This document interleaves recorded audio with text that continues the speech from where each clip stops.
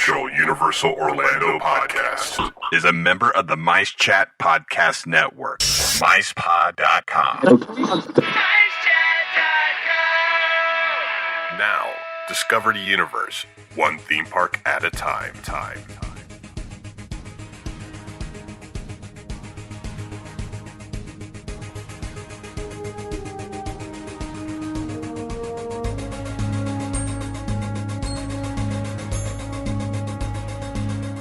Greetings, Universal fans. It's time for another unofficial Universal Orlando podcast, bringing you all the news from the Universal Orlando Resort and Universal Studios Hollywood, Singapore, and Japan. Hello and welcome to the unofficial Universal Orlando podcast. I'm your co-host Hunter, and this is episode 87. Of course, the show is brought to you in association with MiceChat.com and sponsored by Fairy Godmother Travel and Florida Ticks. And of course, with me today, I have Darren. What up, Internet? Of course, I have Tracy. Hello, everyone. And finally, I have Lee. Hello, everyone. So we're going to kick off the show today with some listener feedback.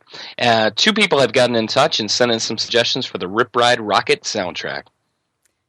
They have indeed. I have the first offering, and this is from our listener, Abiram. And he says, my top 5 rock metal songs for Rip Ride Rocket are, number 1, Astonishing Panorama of the End Times, the censored version, unfortunately, by Marilyn Manson. Number 2 is Burning Flag, also by Marilyn Manson. Number 3, March of the Pigs by Nine Inch Nails. Number 4, King and Queens by 30 Seconds to Mars. Number 5, Judith by A Perfect Circle. I really feel like I should be doing this the cheesy DJ voice. I don't know any of them. I think I know Kings and Queens. You've never heard of Marilyn Manson? Yeah, I've heard of all the artists, but not, well, apart from Perfect Circle. But I don't know any of the songs. I'd say March of the Pigs is the best one overall. They're probably the ones that we would know them, but not the titles. I don't know a lot of Nine Inch Nails, to be honest. So, yes, Abiram's top 5 for the category of movie or TV soundtrack are Fireworks from Harry Potter and the Goblet of Fire by Nicholas Hooper. Which I do believe they use in the Frog Choir. Awesome. Yes, they do. Yes. The Avengers from the Avengers by Alan Silvestri. Main title Deconstruction from the Planet of the Apes by Danny Elfman. Test Drive from How to Train Your Dragon by John Powell. And Tank from Cowboy Bebop, by, well, I'll reserve the credit for respect to the real composer. That's an interesting comment that he left there. Must be some drama in that. Maybe. I know he is a music composer himself. Okay. So he knows. He knows something. So, yes. Awesome. Another awesome list there. Great suggestions. Yeah, I love the fireworks music from Yes, Harry we Potter. Oh, yeah. And I'm a big fan of the Avengers theme. Uh-huh. Yeah. Cool. Coolio. Some say he listens to every track simultaneously on Rip Ride Rocket. Yep. Our friend the Popcorn Doctor got to us with his list here. So here's his. He picked one for each category. So, Which is awesome. Classic rock, heavy metal. He picked Foo Fighters, Monkey Wrench. Yes. Awesome song. Yeah. Yep. Yeah. For the Club Electronica, he did The Naked and Famous, Youngblood. Not familiar with it. No, me either. But I trust him. Mm-hmm. For country, he did Dixie Chicks, Ready to Run. Right. Nope. Yep. For rap hip hop, he did Public Enemy, Welcome to the Terror Dome. Yes. Which is awesome. I Absolutely. haven't heard that in a long time. For pop disco, he picked Britney Spears' Toxic. That's a really good good. choice. It is. I like that song, actually. That works a lot with the coaster, it seems. Mm-hmm. Yeah, I want a video going simultaneously for that one. Okay. Anyway, and then for a movie composition, he did John Williams' end credits for Jurassic Park. Do. And keep this one Andy I'm happy. really happy with. His hidden selection, Weird Al Yankovic, Dare to be Stupid. Oh, yeah. Not he aware of said- a lot of Al Yankovic stuff, I'll be honest. Oh, I love it. I've been listening to him since. That was my first CD I ever bought, was Bad Hair Day. That was his first teen pop idol. Yep. We didn't get much over here, did we? No, not really. Eat It, I think, is about the only thing we got.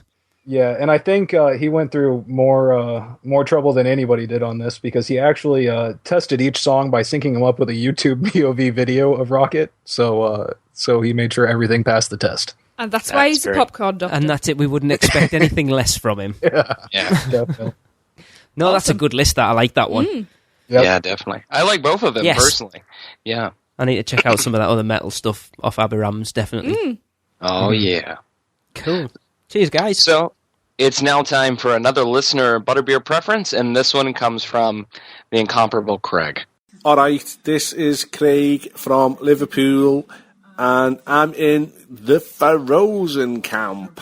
When it comes to Butterbeer, it's gotta be frozen. You know what I'm saying? Yeah.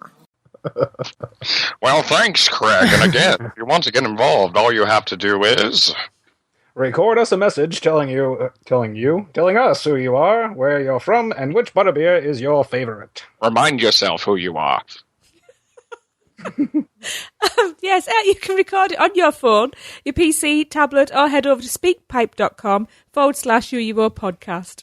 And you can email them to us at podcast@uuopodcast.com. It's now time for the news. Go Reds. Oh, hell yeah. Okay, I've got the first news item here. And this is something we know about. The Battlestar Galactica star attraction at the Universal Studios Singapore theme park may be closed for good. It's been sitting dormant for a long time. Yeah. It was reported in my paper that the sci-fi theme roller coaster, which has been closed since July 2013, will be replaced by a new ride at the end of this year. I'm pretty sure I didn't get this from your paper, Darren. I'm sure I got this news item from somewhere else. Oh, no, it was my paper. Okay. Okay. It was also reported that the new ride will follow a movie theme and is expected to have new interiors and a fresh coat of paint, among other changes. So are they keeping the coaster itself, and are they just ripping it out and putting a whole new attraction? I'm guessing they're gonna. Well, if they're gonna do anything with the coaster, they're gonna have to do a lot with it because it's malfunctioned so much that's the reason they're taking it out. So Yeah, I wouldn't imagine they'd be using the same base there. You did say replaced, didn't you? It would be replaced by a new ride. Yeah, Yeah. I did. Yeah, but then they also talked about new interiors and a fresh coat of paint. So it's like, Didn't they contribute this to like the Singapore crowd not having a huge interest in like thrill rides and everything like that? well, There's I know. barely been any mention of why it closed down, to be honest. Yeah, and Resorts World Sentosa is really quiet on it at all. And this information did not come from them because they don't issue any statements in regards to the ride or anything. So It's a shame because it looks really cool. Yeah. Like a better version of Dueling Dragons or Dragon Challenge.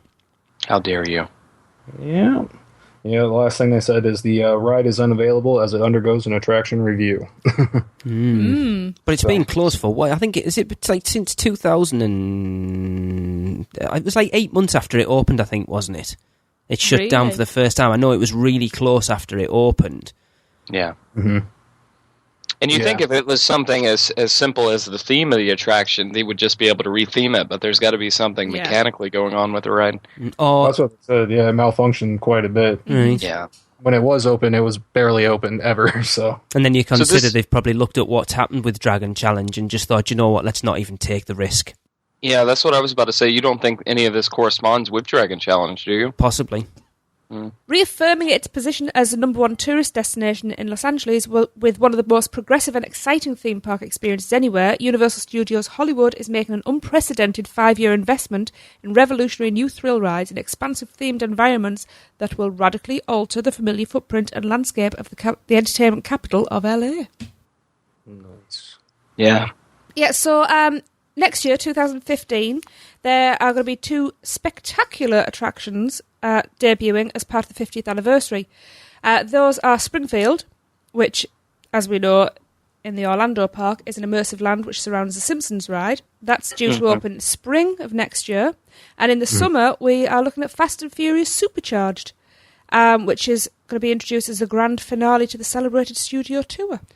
Because there was a Fast and Furious part of the tram tour already, and it's have you guys seen it? no, I haven't. Oh my god, I have, it's yeah. horrendous. It's really bad. Yeah, yes. I think the actual the action bit, but then it's because they're on Kuka arms, aren't they? Yeah. And it's when they do like a fly round bit at the end. It's kind of like, really? Really? Yeah. But yeah, it flips and spins, doesn't it? Yeah. That said, that doesn't compare to the finale they're replacing, thank God. Which is what, Hunter? If I recall correctly, this was like the little mummy spin chamber effect at the end of the tram tour. Okay. Right. Yeah. Which is really bad. Okay. So what they're saying, is the layout of the park will change completely. Basically because the Springfield area is going to just change it all up. But they are expecting, as in Orlando, the Springfield area is going to capture the spirit of that town. And fans and visitors are going to be engaged, absorbed, and just completely sucked into that world. So, yeah. Yeah. Yeah, I'm definitely looking forward to going over there even more now. I know, it looks great, doesn't it? Now, do you think the... I'm sorry, Tracy, are you finished? No, that's fine. No, go ahead. Okay. And then we've got the Fast and the Furious supercharged. What we're looking at here is a technologically advanced thrill ride. Guests are going to be catapulted into the high-stakes underground world of fast cars, where they'll be involved in harrowing escapades. So there's going to be a newly constructed 50,000 square foot building on the legendary backlot, and stars from the Fast and the Furious series will be reunited. And they're saying that it's a new instalment to the dynamic film series that can only be experienced at the entertainment capital of LA. So what they're looking at is dynamic hydraulic motion-based ride, hyper-realistic special effects. I'm never quite sure what that means. Hyper-realistic? I know. What's more realistic than realistic? So, yeah. All the special effects are designed by Michael Bay. They're actually going to just drive around. Yeah. They got Vin Diesel to work on it full time. There you go. That'd be good. There's going to be state-of-the-art 3D HD imagery projected onto the world's longest and most expansive 360-degree screen, which spans nearly 400 feet in length. And studio tour guests are going to be encircled by it in this Fast and Furious attraction. Wow. 400 so it feet. sounds like the King Kong what is that called? 360. King Kong 3D 360. Yeah. Yeah. It sounds like that on steroids, basically. It's the Springfield thing I found quite interesting, because I think I posted some of the concept art on our Facebook page the other day, and they're getting stuff in there that we haven't got over in Orlando. We just saw that with Despicable Me. Because they're going they're going to have, I think there was some bowling alley on the end of it. I mean, it looked like a much more realised landscape for The Simpsons, where obviously it's only concept art, but they had the Springfield sign in the background and stuff, which will look cool. But I mean, it looks like they're dealing with more of we had more of a 3-dimensional space to work with on ours, and the way things are set up in Hollywood, it's on one side kind of deal. Yeah, because of the sound stages. Yeah, and that's what it looked like in that concept art that you mentioned. But remember, we thought we were getting Android, the Android Dungeon comic book shop and everything, and that turned out to be a bathroom. Definitely. Yeah. Oh, I'll have to go somewhere. Yeah. Now, do you think The Simpsons' success, I mean, it's wildly popular over here in Orlando, but from what I understand, we contribute a lot of that to the international guests who are very familiar. Does, Universal Studios Hollywood have that same sort of fascination with The Simpsons?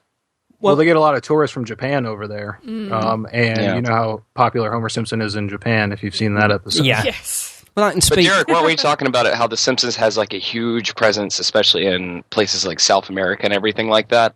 Yeah, definitely. Yeah. The Brazilian community is really into The Simpsons big time. Yeah. All right. I know Andy's quite excited for it, though, to get Moe's and Duff and all that sort of stuff out there. Yeah.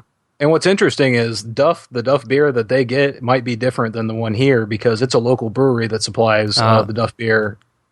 That is for very Orlando. true. Yes. A very good job they do too. Yeah. Certainly. I bet you that was a great contract when they found out they were going to be doing that. I bet. It's all right, we're set for life here. Well, sticking with Universal Hollywood, and Hunter thinks already mentioned this, Despicable Me, Minnie and Mayhem had its grand opening at Universal Studios Hollywood last Friday, the 11th of April, and Norm was there to check it out for us. Awesome. So I want to pass it over to Norm first for the Universal that he recorded a couple of weeks ago, and then from the grand opening of the attraction. So it's over to Norm live from Gru's house. Whose house? Gru's house. Say what? Wow. Hey, what's up, guys? This is Norm from Universal Studios Hollywood. We're right in front of the Despicable Me Minion Mayhem facade, and we're about to ring Gru's doorbell. Let's see.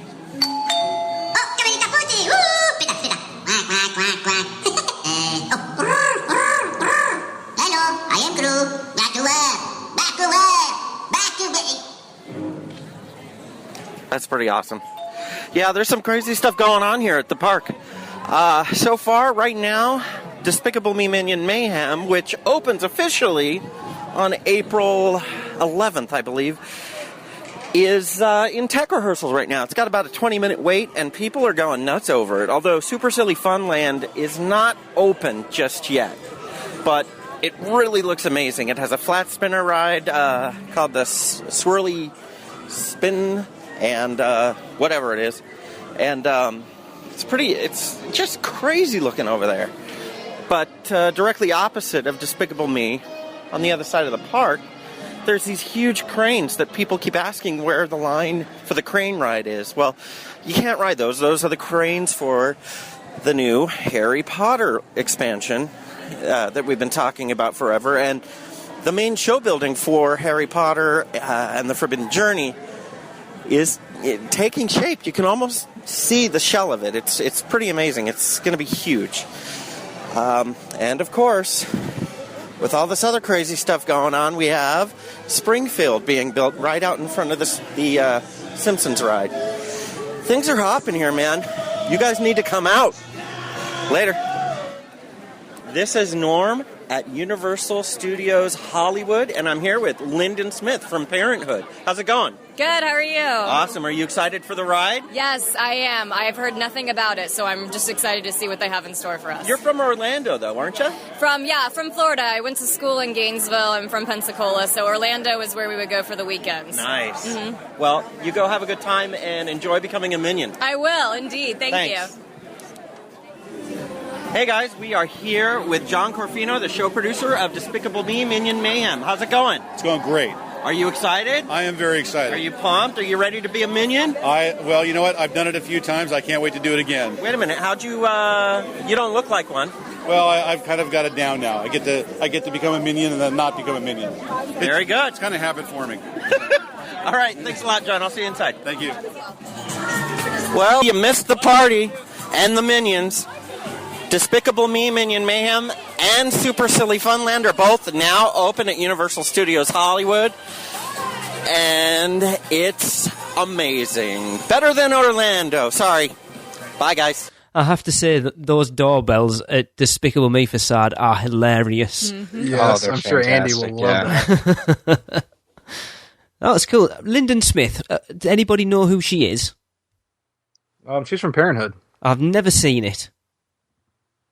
It's a sitcom, right? Yes. Sitcom, yeah. Do we get that? I think it's on Netflix. Oh. It's one of those shows that people watch. Really? People watch shows? People still watch shows.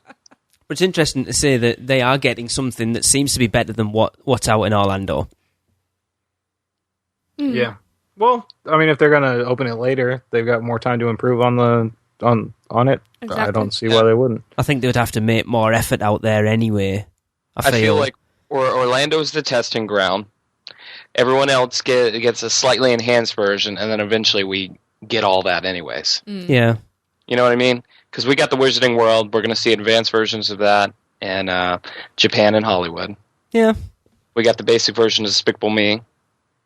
Yep. And so on and so forth. Mm-hmm. The only really thing I think that we haven't had that was Transformers, right? Yeah. It came to us, yeah. And I don't know. I haven't seen a whole lot about the building over in Hollywood, but I think ours is probably a more prominent. I would feature. think most people would agree. Yeah. All right, so going on into my story, this is about Universal Orlando. Well, of course it is. Universal Orlando Resort launches new campaign asking guests to share their favorite Universal moments.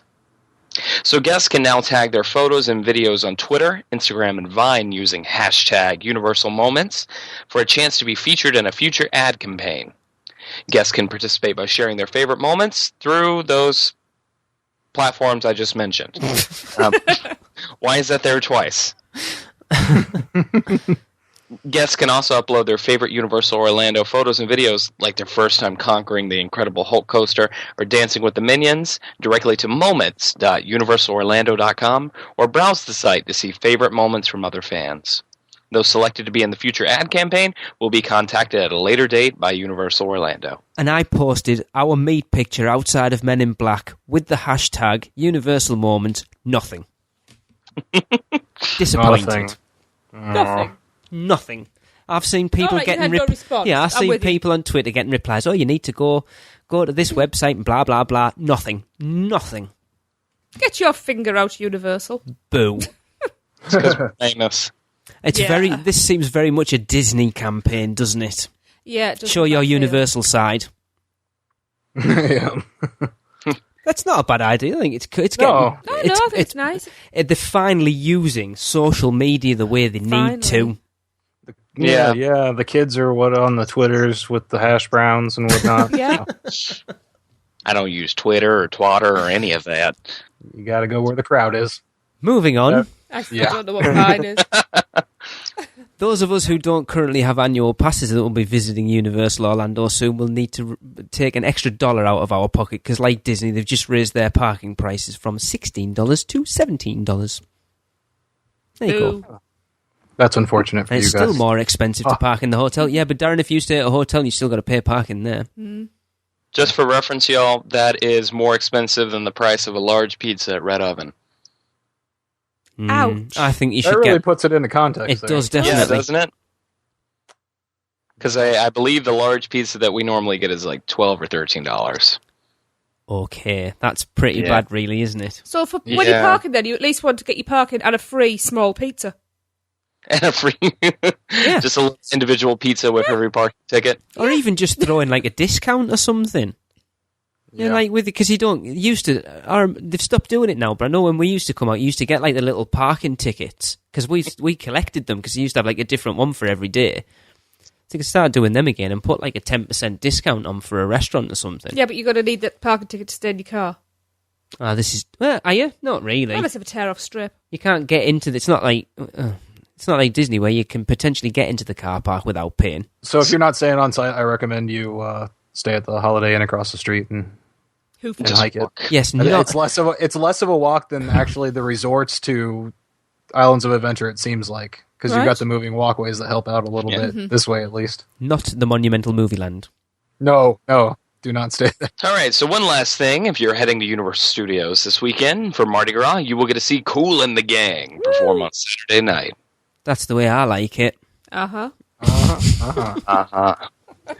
of course, now it's time for a section a lot of you guys respond pretty favorably to, the Rumor Mill. And don't all jump in at once.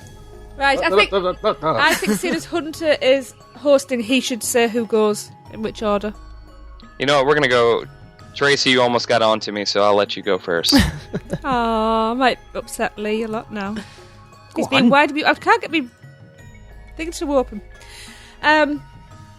Yes. Come on. I have been trawling about. I've found quite a few interesting things, but there's a rumour that has got me very excited. Bit of a muttering going on, and I really hope this is true. So, oh my God, get on with it!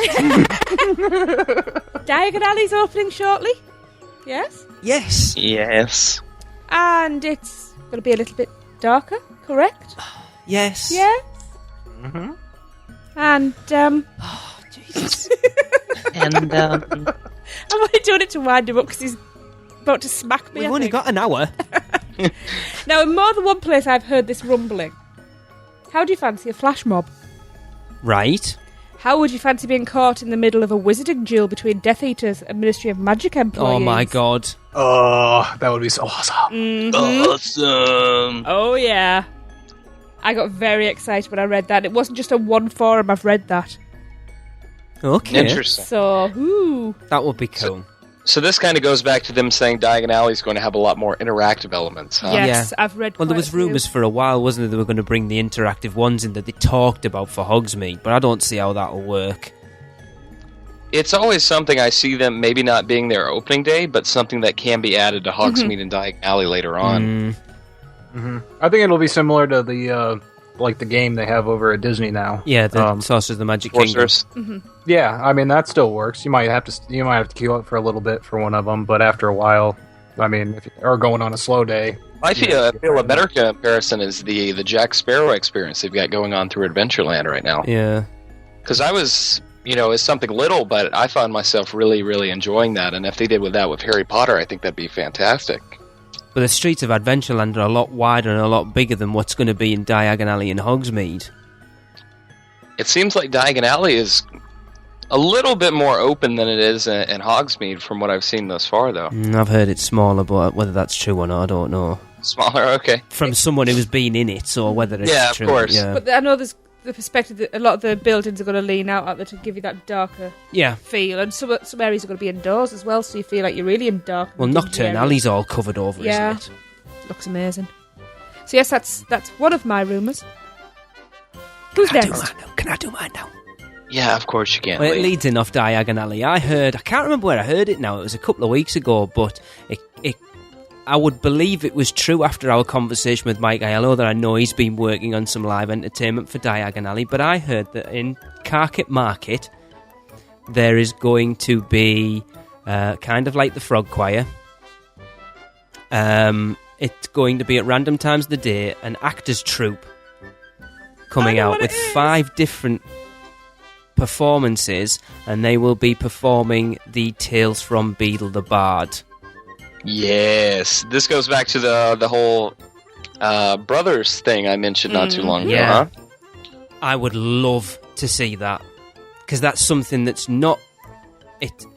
Kind of like they did with the Frog Choir in Hogsmeade. It's something that's part of the mythology, but not part of the books as such. Mm-hmm. So it's broadening that of what it's not confined to the movies and the books, that they're broadening I can't think of what the word I want to use, but it's more than just the source. Well, it kind of is the source material, but you know what I mean. It's The mythology. Yeah. it's using other stuff than just the books and films to bring other things to life.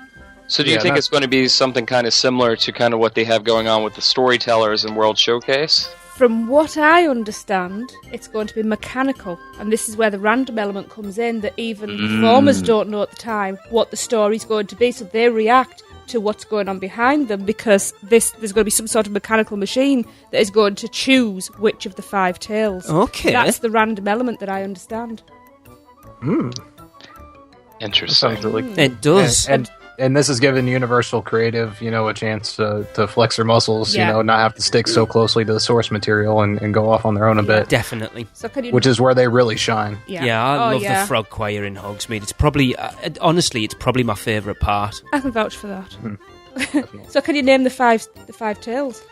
The Tale of Babbity Rabbity, the Cackling Stump, That's Babbity Rabbity and the Cackling Stumps. Bollocks. That's one. I beg your pardon. No, it's the Babbity Rabbity the and Three Bollocks. Brothers. The Tale of the Three Brothers, Happy yes. Rabbity and the Bollocks, yes. Apologies. Isn't it a Sex Pistols album? Do you know? Do you know? I've only ever apologise, read it listeners. through once. Isn't there Fountain of Fair Fortune? Fountain of Fair Fortune. Something about a bucket. The Wizard and the Hopping Pot. That's it. And And the Warlock's Hairy Heart. yes, Which is my favorite story. I need to read it again. Actually, I have only heard of the Three Brothers. Darren, you need to get yourself a Babbity copy of the Rabbity, Tales of definitely Beedle heard the of. Bard. I'll let you borrow it, Darren. I got a copy. All right. Who's next? Yeah. So this is totally speculation. Just somebody posted a picture on Instagram that might possibly be aliens, an alien house at Halloween Horror Nights this year. It has I actually do been hope quite not. a big rumour, not just that picture. I mean, I think I spotted that picture on Instagram, but it's been It's been rumoured quite a lot. They have to save it for next year. I'm also hearing The Exorcist for this year. Mm-hmm. Yep. And like you said, I think you said on the Facebook page that it might be hard to find enough material for The Exorcist. Yeah.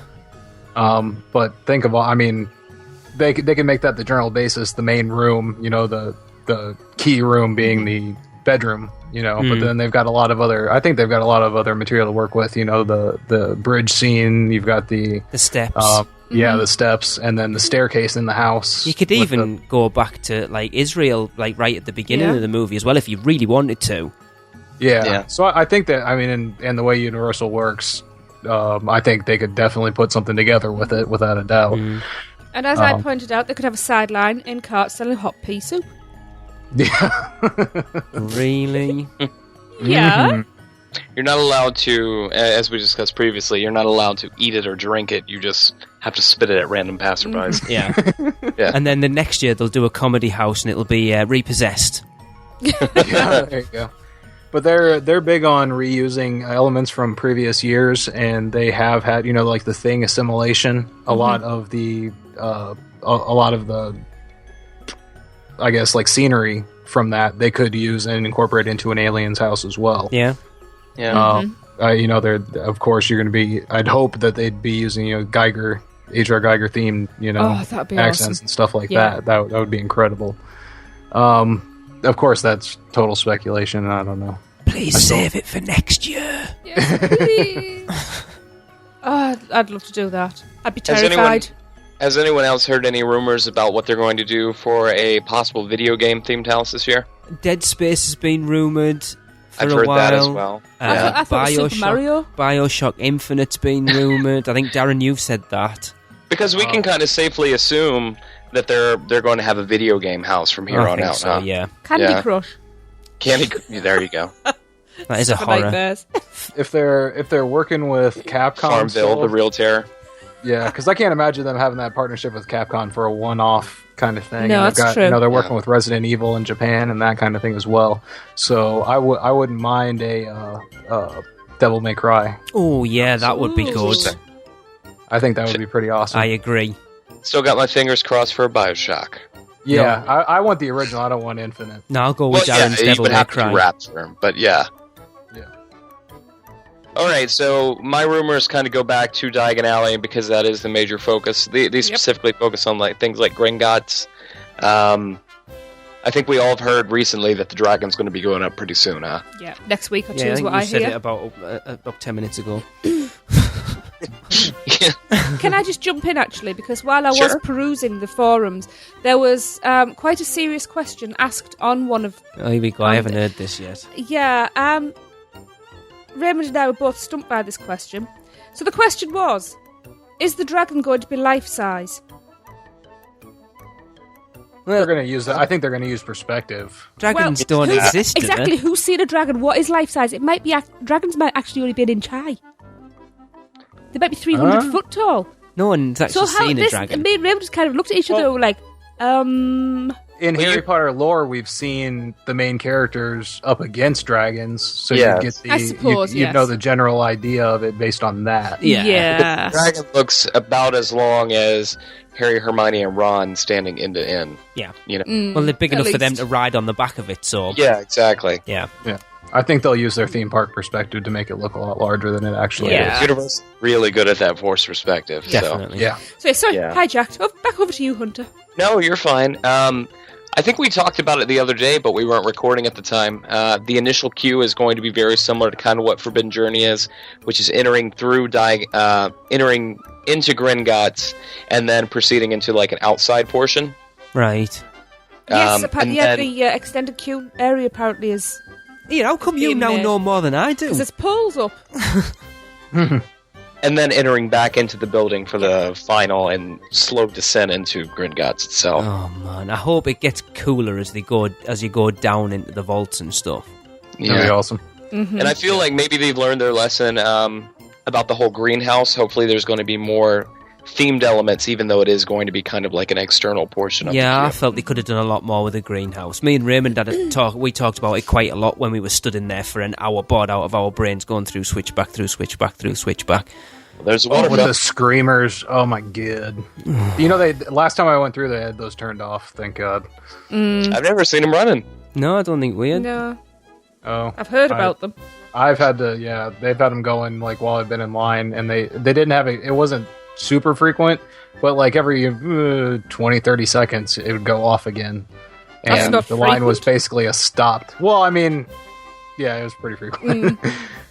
It's not as bad as in actual Hogsmeade when you're waiting for somebody in the bathroom, because those things are sitting right there. Yeah. Yeah. Standing there for 5 minutes. And those are non-stop. They just Yeah. go. Well, just sticking with like the Dagon Alley and everything. So obviously they've fallen behind with their construction, haven't they? And the rumour is that it's very much just about back on track. Because I know that team member training for the Gringotts Coaster starts in the first week of May. Time to put our applications in, Darren. Yeah. Costuming, fittings for costumes is the last week of April. So it's all very imminent, isn't it? Yeah, definitely. That's the rumours spinning round about times and stuff, isn't it? Like, soft openings might be late May, early June. And yeah, well, I do know that the waterfront, all the hoardings, will be reopening either this weekend or next weekend. That doesn't the surprise hoardings me. are coming down because I know they were laying all the turf the last few days and putting the last few trees in the berms. well, that's it. We haven't even mentioned it yet, but the night bus went in last week, and I think the night you would expect something that big to be one of the last pieces they would put in. Yeah. Has anyone else heard that Voldemort might be integrated into the attraction? Yes. Don't say it. Do you think it's important for him to have a presence? He who shall not be named. I think so. Yeah. Yeah. Yeah. Especially with it being kind of the darker side of things as well. Yeah, I think you've got to. He's one of the biggest characters in the books, isn't he? Really. So. Yeah, and if you're celebrating the films, like they are at Universal Studios, he put on an amazing performance as Voldemort, and that deserves to be immortalized. I wouldn't necessarily agree with that, but there you go. Well, that's Still better than Dumbledore, Lee. I'll agree with that. Yeah, I think we can all. That's a whole. I didn't even know what was happening. Coming this summer, the Harry Potter film commentary podcast. This isn't a rumour, but it's kind of with what we're talking about. Because I do have another rumour if anybody else. These has. rumour sections are only supposed to be about. Well, you set me off, didn't you? Everyone loves these sections, though. Yes, talk about the waterfront and everything. As we've seen, the Wyndham's building, it's just about finished painting it now.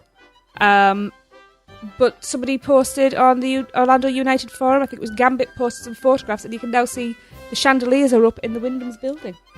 Oh, and cool! Very. Because they're going that much into detail that they're actually hanging chandeliers inside the building. That's cool. And the Leicester Square station, facing it to the left, one of the buildings now has signage over the storefront, Screed and Sons. Okay. Which has had a lot of speculation. So I googled Screed, and apart from it being a the stuff they put on the floor, floors, it is a long speech or piece of writing, typically one regarded as tedious. For example, her criticism appeared in the form of screeds in a local film magazine. So is this going to be a Muggle publishers or printers, perhaps? Yeah. So, yeah, I thought that was quite interesting. Interesting. Hunter, have you got any more? Audio animatronic goblins. Ooh. Ooh. Yeah. Is that it? So that was fun. I have one more. Weren't you just complaining? I need to get this one out there. I've been teasing Tracy with it for about... Oh, that wasn't the one that Beadle-a-Bard, wasn't it? Oh, okay. Well, one of our listeners who recently went out to Universal Hollywood, who we're actually looking to get on the show next to talk about the VIP experience he did, Chris Moore, was out. And when he was out there, he did the tram tour, and apparently he told me that one of the... it was actually posted on our Facebook page, that one of the tram tour guides told him that Jaws will be part of the King Kong ride. that's getting built in Islands of Adventure, and they're going to market it as both coming back. I wasn't so sure on that, right? Yeah. I now heard another rumour that was a lot stronger. I know from talking about like cast members and stuff at Disney that you generally don't believe what they say because they make up all sorts of crap. Yeah. The rumour I heard a few days ago, and it's funny because it's something we've actually talked about on the show, I think as part of our limited time magic show a while back, that for the 25th anniversary of Universal Studios Florida next year, they will be installing the Jaws animatronic into the lagoon. They listened to me! There you go. They listened to me! And it's funny because I do believe that it was part of part of our limited time magic thing, wasn't it, that we said that? Yep. Yeah. Well, in that case then, since it was my idea, I expect a flight and first-class hotel stay for the opening day, please. As I say, it's only a rumour, but it's fairly strong from what I'm hearing, and it's like it wouldn't take much to put it in, let's be honest. Yeah. Just to see I'm that not sure how I feel about the Jaws King Kong. Yeah, I can't see that competition. happening at all. That sounds like an asylum film, Jaws versus King Kong or whatever. You know? I've said I find it kind of weird that they're putting it in Jurassic Park as it is without adding that in as well. Just sharks are like Kong. the oldest creatures, right? True. Well, yeah. Technically. Lots of rumours this week. I've got another one. Oh my god. You heard it here first. Jaws King Kong. There's a rumour that this podcast might end in the next half an hour. If you shut up, it will. Yes, this is supposed to be coming 2016, 2017. So it's part of the big expansion of Universal. So we've heard rumours of a 5th on-site hotel. Seen the land being cleared. Yeah. And possible new water park. Possible new third gate. And there's a rumour that Can you draw these things out anymore? I can try. There is a rumour that they may be connected. But not just those two things. Apparently, rumour has it that Research and Development is developing a Disney-style monorail system to connect all 3 parks, all 5 resorts, yes, even Cabana Bay, and City Walk. No. Don't they reckon it costs them something? I'm sure Disney said that it costs them $1 million per mile to put monorail track That's in, just and ridiculous. you look Nobody would at the spend hassle that money. that monorail is causing Disney at the moment. I can't see that. If it was $1 million a mile, it'd be cheaper to have helicopters. Well, I actually heard that they're just going to retheme Pterodon flyers, and that's going to be their awesome. Their transportation between.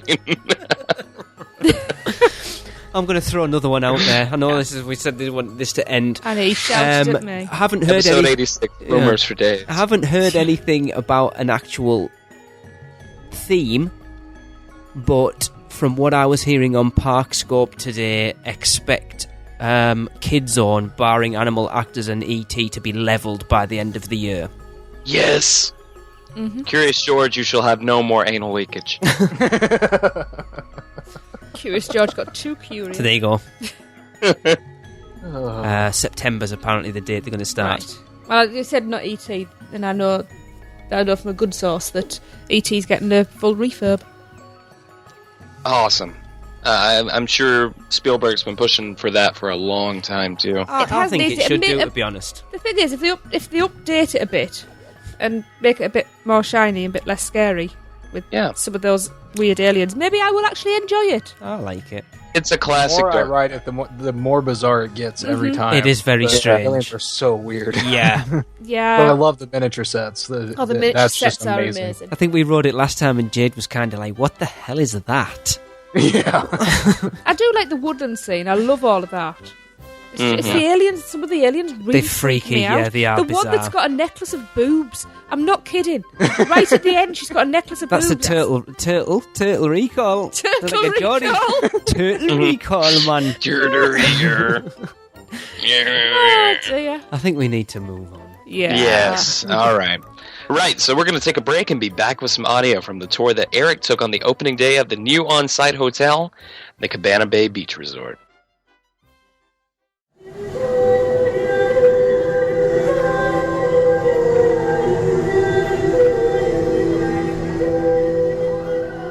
Diagon Alley is opening at Universal Studios Florida this summer, and we know all you witches and wizards can't wait to visit.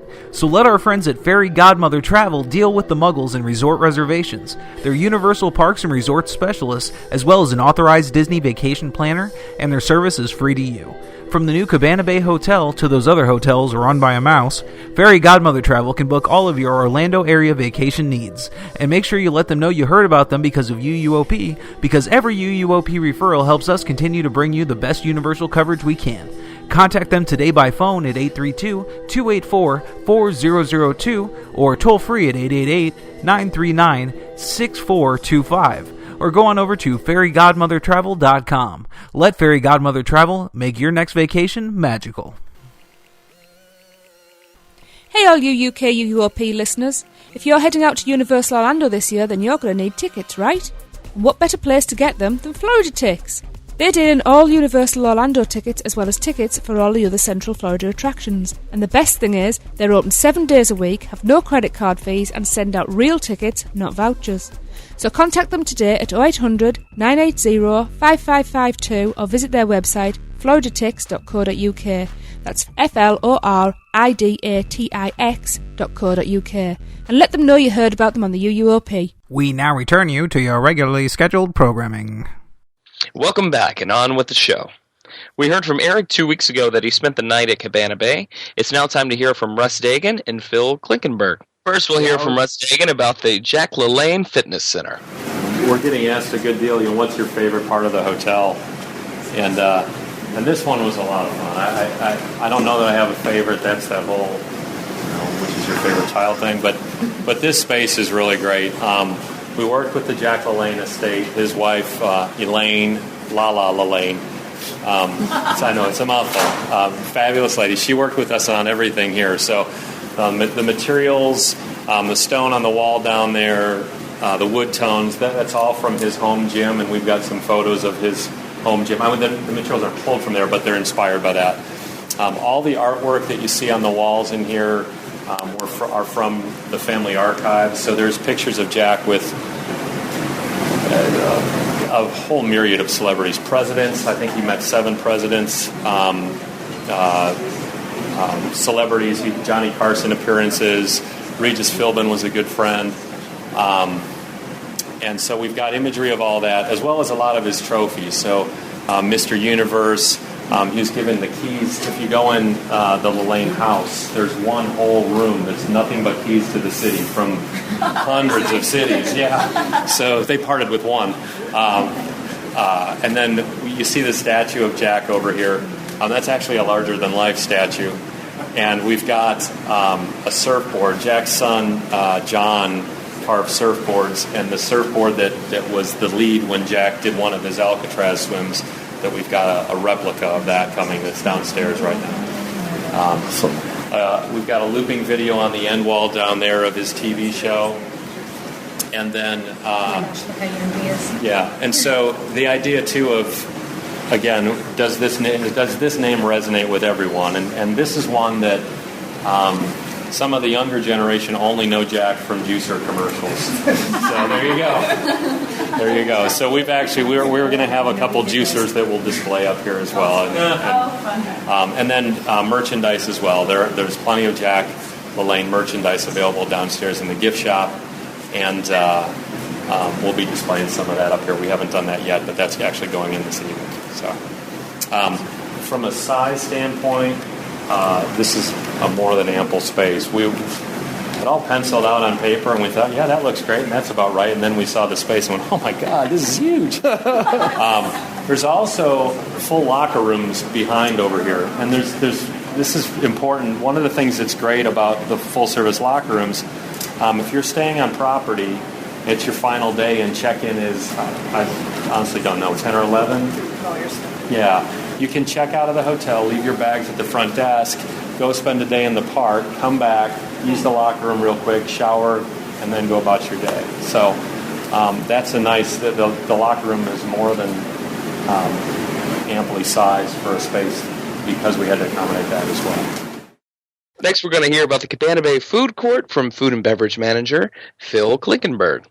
Good afternoon, everyone. thank you for coming here on our first day. So anyway, we're standing in the Bayliner Diner, and here what we have is the perfect opportunity for flexible family fun. We have the sound turned down so that you guys can hear us today.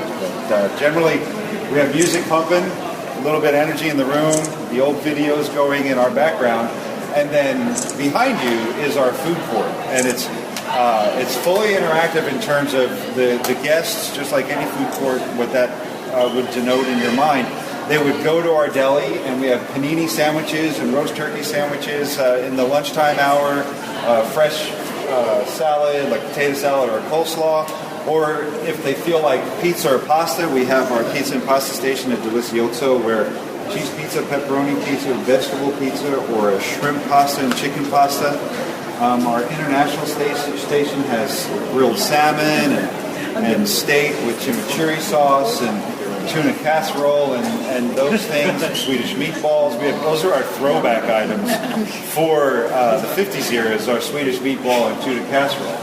And the international station menu will give us some flexibility where seasonally we will change that menu. So for now, for the start, that's where we're at. And in a couple of months when the summer comes around, we may do barbecue for 4th of July or something like that. And then as we get into the fall, a different menu as well.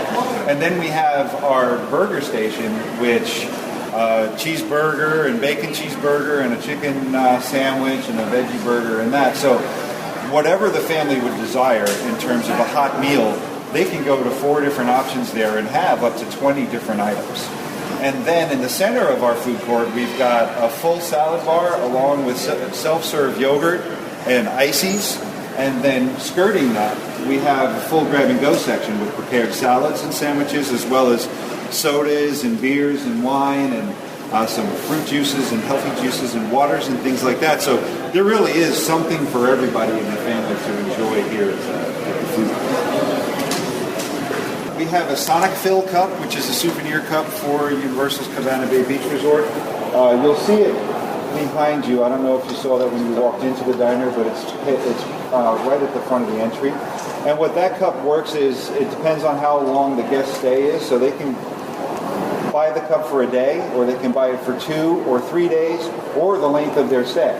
If they're staying for 4 or 5 or 10 or 12 days, they can get that cup for the length of their stay. And then that cup gets them non-alcoholic beverages for their entire stay, or for the day or the time period that they purchased that cup for. And there's an RFID in it that communicates with our freestyle drink machines or our vintage Coca-Cola machines that you're used to seeing with the levers and ice and things. That's only at the hotel, or is that also in the park? That's just here at the hotel.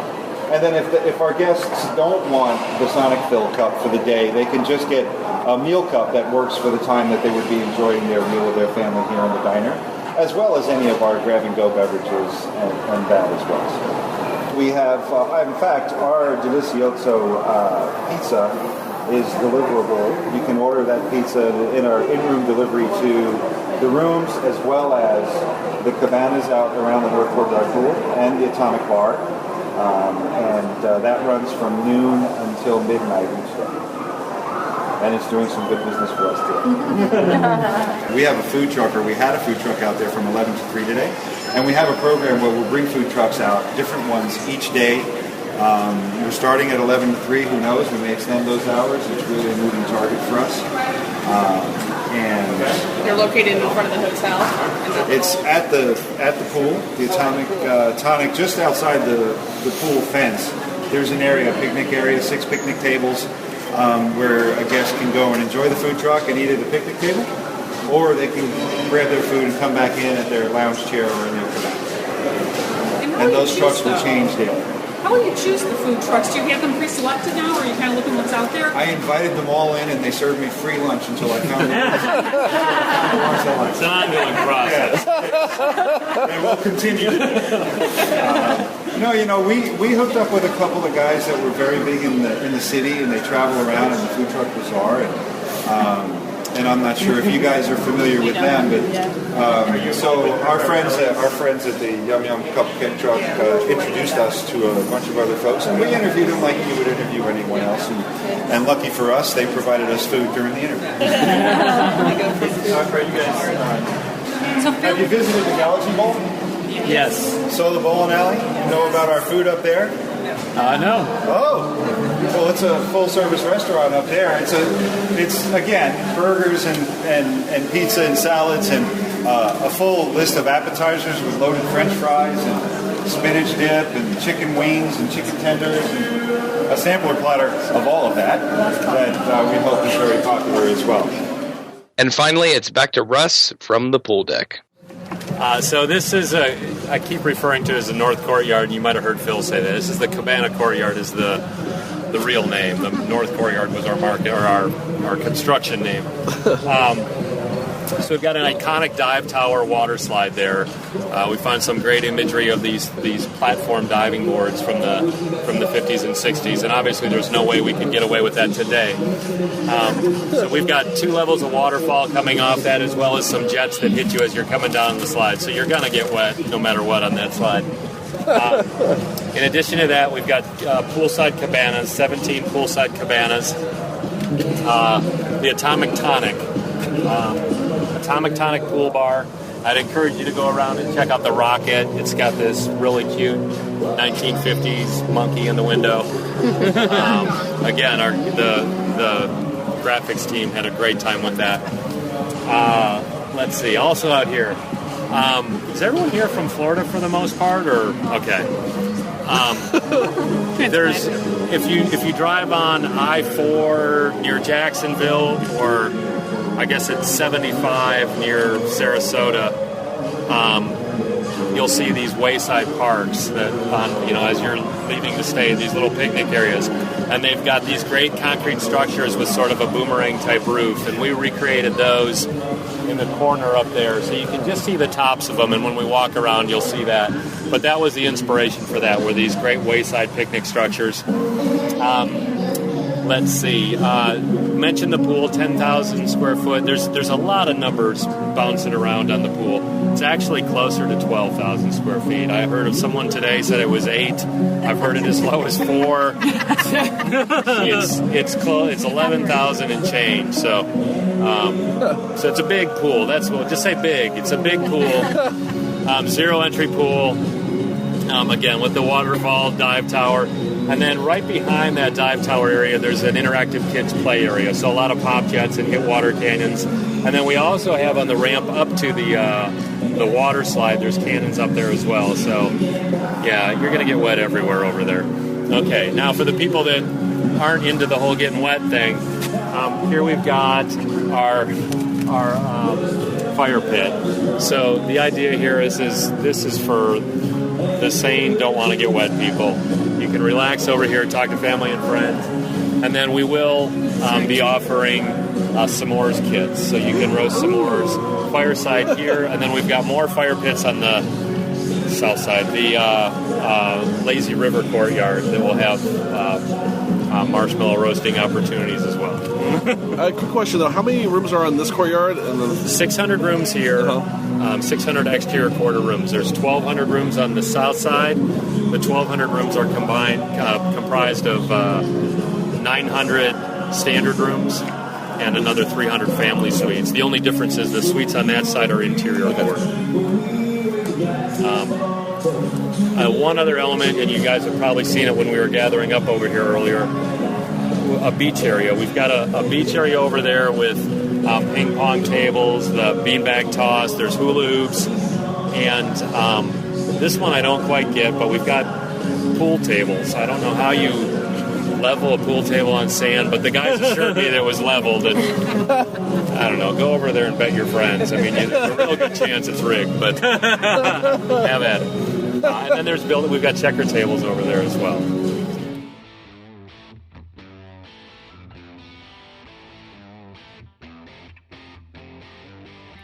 Wow, thanks for all those clips. We hope that has inspired all you guys to book yourself at Cabana Bay in the near future. I know Darren is looking to head over there soon, so hopefully we'll have a review from him soon.